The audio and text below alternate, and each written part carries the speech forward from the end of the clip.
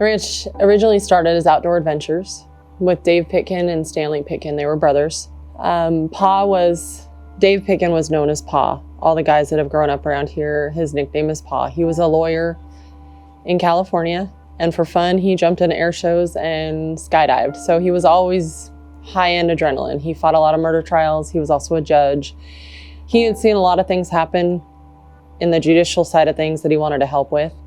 He partnered with his brother on the ranch up here, and they started with the outdoor adventures part of it, doing rafting, skiing, all that kind of stuff. They ran buses from Seattle to the pass up here, Stevens Pass. In 1987, though, a lot of things changed. Shortly before that, Dave had moved up here. His brother had passed kind of unexpectedly. I mean, they knew he had cancer, but it took him a lot faster than they planned. The ranch went through a lot of changes, downsized properties, all of that. Dave ended up moving here to change his life. He was a raging alcoholic. I mean, he never got a break in his life, and alcohol was a key factor in that. Between being a lawyer and murder judge and all this different stuff, he never got a break in life. He found peace here and a serenity that he had never experienced. And so he was still struggling with alcohol, though, and even down to trying to ride a horse up some stairs in the ranch house. And it was kind of a defining factor in letting him know that it was time to change. So he went to a local place, went to an inpatient treatment center. As he was getting out, there was a lot of gentlemen and stuff there that also needed a place to go.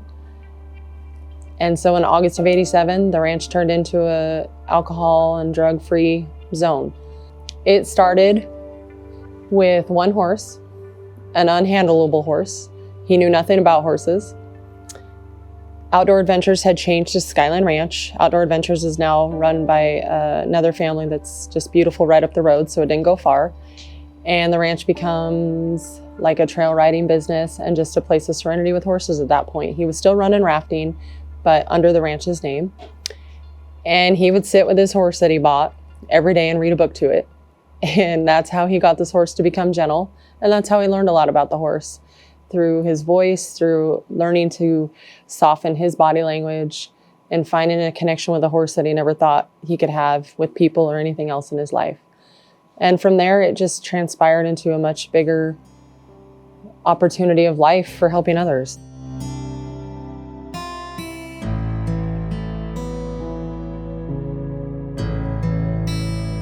My first full day at the ranch was tired, but I was kind of going with the flow of things, and we just kind of jumped right in. I got on a horse my first day here, bareback. I'm wearing Adidas tennis shoes, jeans and a t-shirt. Mariner's hat on. I couldn't believe where I was at.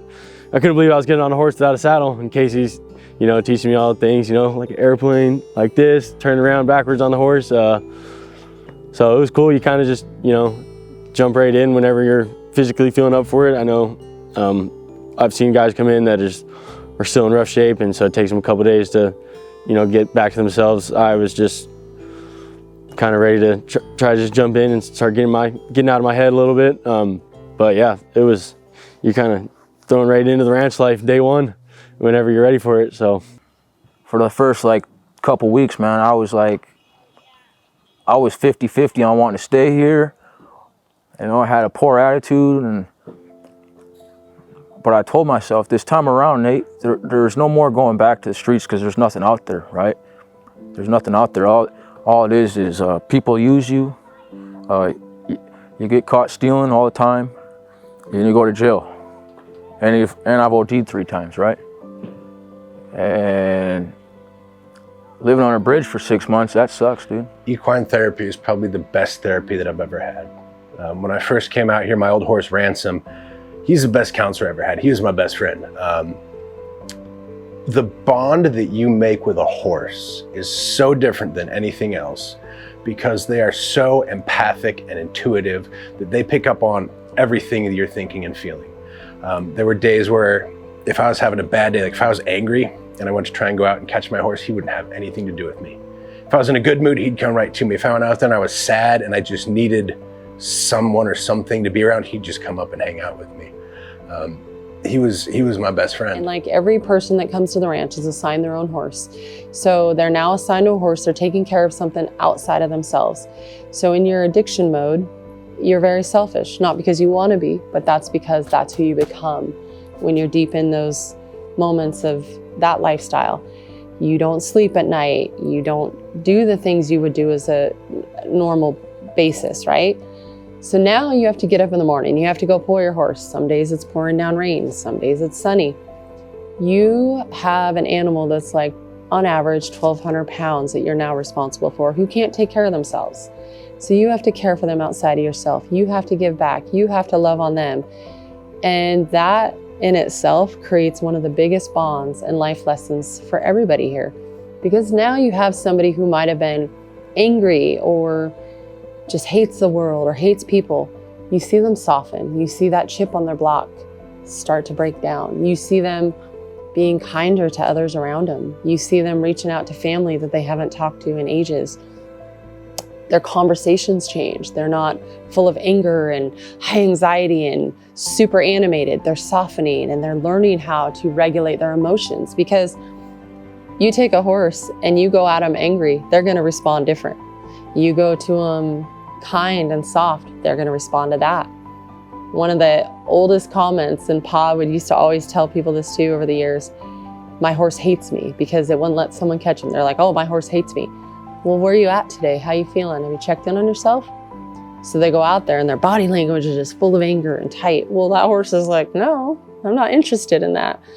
And then they go out there and they take a deep breath, and all of a sudden the horse comes up to them. And as much as that seems like a little thing, it's a huge thing, because how do you think those same individuals were acting and talking to their family or their friends? Same type of body language, same things. We go talk to somebody in that mode and elevated and full of anger. It's not going to go well typically. But if you can learn to regulate those emotions, learn to realize when maybe you need to take a breath, that's going to save people's lives, because all of a sudden they're checking in before they take that next step in the wrong direction. They're thinking about things before they talk. They're opening their mind to learning.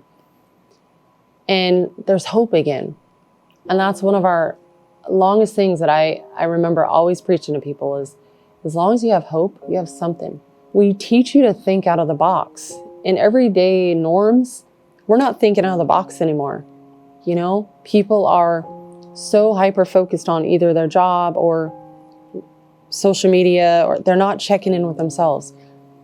So many of the people that come here don't even know who they are. They don't know what drives them. They don't know what passions they have. They don't know where their faith is. They don't know who they are. They will sit in a room and it'll drive them nuts. So instead of just sitting them in an office every day for 8 hours, we're outdoors, we're getting dirty, we're letting them find who they are without putting them on the spot 24 hours a day. Anything horse related, I would have never, I didn't even think horseback riding, never crossed my mind. I never even thought it was a thing until I came here. And to now be guiding like people who have never ridden a horse before down a trail and getting to talk with them about my experience and stuff like that, it's been super cool. And then training the horses, taking care of them. I mean, it feels like a movie sometimes. I like can't believe I live out here. It's pretty surreal. The first 3 months is really intensive group stuff on top of everything. The 3 to 6 month mark, the group hours changes and goes down a little bit while you're transitioning to more of where you're heading, what you want to be doing eventually, what that looks like, life skills. And then from there, it's kind of based on, some people have things they're already lined out to go home to. Some have nothing when they walk in the door. And so at that point, the next time is spent figuring out what that looks like for them and how to help them get to where they want to go. It doesn't matter what they've done in their past to us.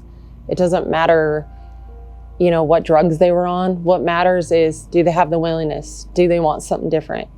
And how do we help meet them where they're at? The ranch isn't a recovery center. It's a family. Success to me looks like being consistent, being someone that people can count on. I love being like I love my family back home, and I love this family I have here now. And it always feels really good to be like trusted with things and you know, relied on to handle stuff, and just that as like a whole, you know, like moving on into, you know, when I get my own place and my own life and eventually start my own little family, you know, just being a real stand-up guy that, you know, doesn't really, like, material things don't really dictate success to me. Just, you know, I want to have days full of joy, and the joy that I get out here is a lot better than the joy I've got back home. What makes this place different is people here actually care about you. You know, you're just not some person in the system that, oh, you just go and do your 20 days, 30 days or whatever, and, you know, they say good luck and find housing, you know. People here actually care. They actually want to see, they take the time to get to know you. They get the time to, you know, support you and try to find, reach your goals, you know, and have that brotherhood, man, you know. I don't know a single person here that wouldn't help you, you know. I mean, that wouldn't not help you. You know, they're all pretty good. And if the people don't want to help you, just talk to a horse, man. You know, they won't say nothing back. They'll just sit there and listen, right? Where we're going with this ranch is creating the opportunity for more and more passions and learning about new things that they've never even thought of because they never had the opportunity. Simple things, changing a car's oil, maybe welding something, or getting on a computer. Maybe they were never, all of those things make up who we are. All of our life experiences, all of the opportunities to learn. You take somebody that's never had the opportunity to learn any of that, and now they're like a kid in a candy store. Well, now they're happy, they're excited about life again. And then as well as the horses too, a lot of our horses come to us through different situations. People can't keep them, or they need to move them, or they haven't been touched, or they're problem horses that were really challenging for someone. They all have a story too. And one of the coolest things recently that one of the guys said to me was, so it's not just a second chance for us, it's a second chance for these horses. And that's the bottom line. You are opening doors for the horses, for the guys, their families, everything we do. And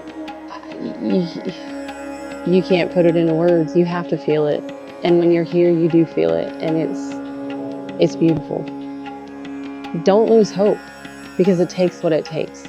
And it's different for every single person. And don't compare yourself and your struggles necessarily to the next. And don't compare the one that you might be dealing with that you love and give up on them. Or compare it, well, so-and-so did this, because it's literally different for everybody. And at the end of the day, if you have hope, you have options.